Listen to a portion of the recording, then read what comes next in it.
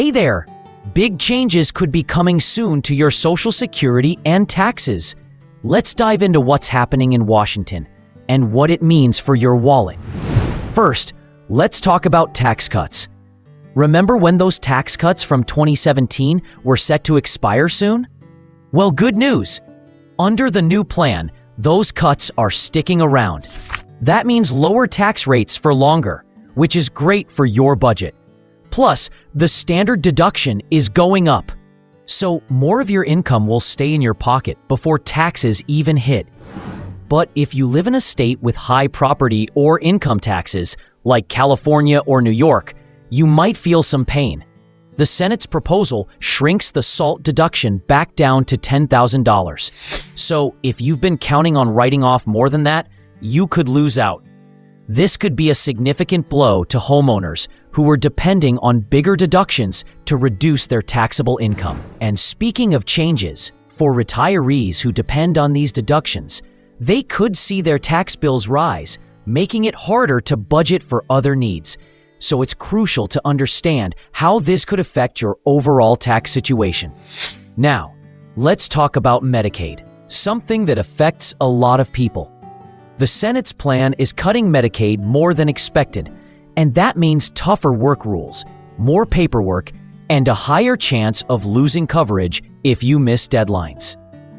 But for those of you over 65, there's a special deduction of $6,000 to help with taxes. The catch? If you earn too much, that deduction shrinks. So if you're mainly living off Social Security, this is a win. But if you have a higher retirement income, you might see less of that benefit. Here's something else.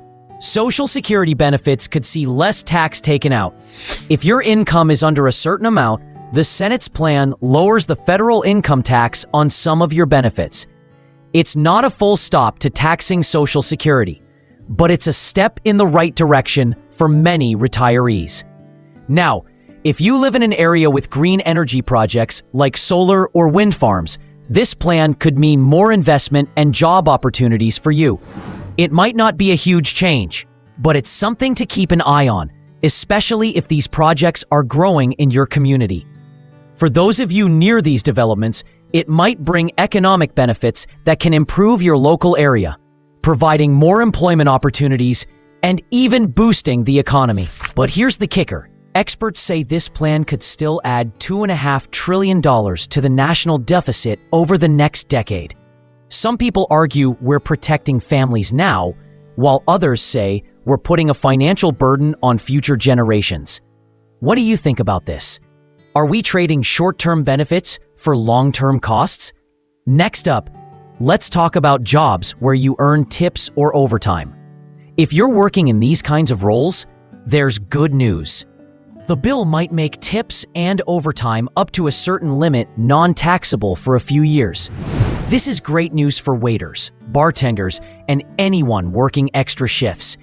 Just remember, you'll need to keep good records to prove it. This change could make a real difference in your take-home pay, allowing you to keep more of what you earn without having to worry about extra taxes. And here's something you might not have expected. Car loan interest could be deductible again, up to $10,000. This is great for anyone thinking about buying a car soon. It's a benefit that's been missing for a while, but it's making a comeback. If you're in the market for a new car, this deduction could help ease the financial burden, so keep an eye on the details. So, what does all this mean for you? Well, it depends on where you live, your income, and whether you're retired or still working. The best thing you can do is stay informed, because these changes could affect you sooner than you think. If you found this video helpful, give it a like, and don't forget to subscribe for more updates. I'll be back soon with more tips to help you navigate these changes. Thanks for watching, and take care.